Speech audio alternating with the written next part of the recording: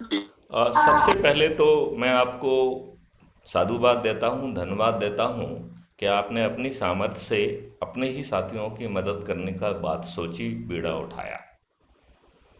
अब मैं ये कहूँगा कि इसे आप करते रहिए।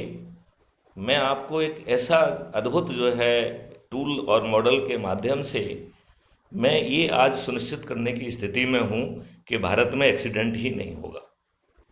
भारत में एक भी चौराहे पर रेड लाइट नहीं होगी। भारत में कोई लेन का वायलेशन नहीं कर पाएगा। भारत में कोई शराब पीकर गाड़ी को स्टार्ट ही नहीं कर पाएगा। भारत में कोई एक समय पर 8 घंटे से ज़्यादा लगातार गाड़ी नहीं चला पाएगा यदि आधा घंटे के बाद वो उसे अपने आप जो है ना सिस्टम जो बनाया गया है और मॉडल जो बनाया गया है उसमें उसे रेस्ट मिल जाएगा। तो बेसिकली देखने के दो तरीके हैं। क्या ये सरकार समाधान लाएगी? तो ये सरकार समाधान नहीं लाएगी, क्योंकि ये समाधान शोषकों के हाथ में है, उन इंडस्ट्रियलिस्ट, उन कैपिटलिस्ट के हाथ में है जो आप लोगों का शोषण कर रहा है। वो अडानी और अंबानी को गिरवी है, वो आपको ये चीज़ नहीं लाएगी।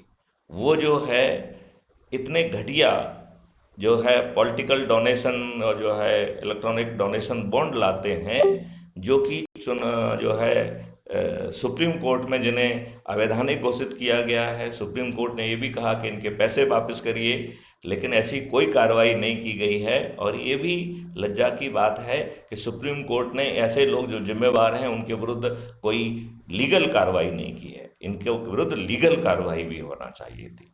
ये अत्यंत ही लज्जा का विषय है कि हमारे स्टार्टअप, हमारे बच्चों ने ईडी के नोटिस, इनकम टैक्स के नोटिस, इन सब के आधार पर उन्होंने जो है यदि वो एक्स अमाउंट कमा रहे हैं तो उन्होंने 10x पैसे का पॉलिटिकल डोनेशन बॉन्ड खरीदा।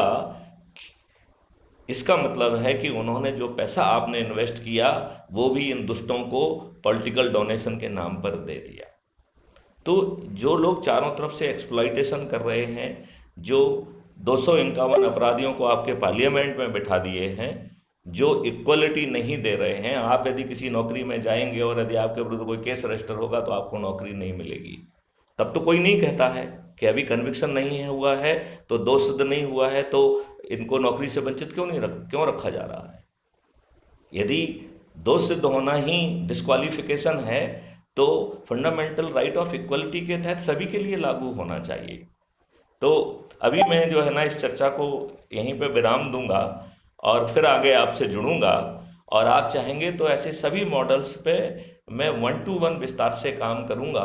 और चूंकि हमारी हर बात रिकॉर्ड होती है और क्राइम फ्री भारत पर अपलोड होती है, इवन जो आपसे भी हमारी चर्चा हो रही है ये अभी से शुद्ध आधा घंटे के अंदर क्राइम फ्री भारत पर अपलोड हो जाएगी। तो मैं आप लोगों से जुड़ने का हमने दो माध्यम क्रिएट किए हैं।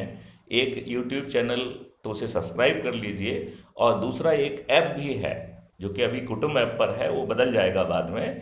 तो वो कुटुंब ऐप के माध्यम से आप ऐप से भी जुड़ पाएंगे। आज मैं आपसे क्षमा चाहता हूँ, कुछ एंगेजमेंट है। अगले अवसर पर मैं विस्तार से आपसे बात करूँगा। आप सब लोगों से इजाज़त मांगते हुए मैं आपसे विदा लेता हूँ। जय हिंद, जय भारत, वंदे मातरम, जय गुरुदेव।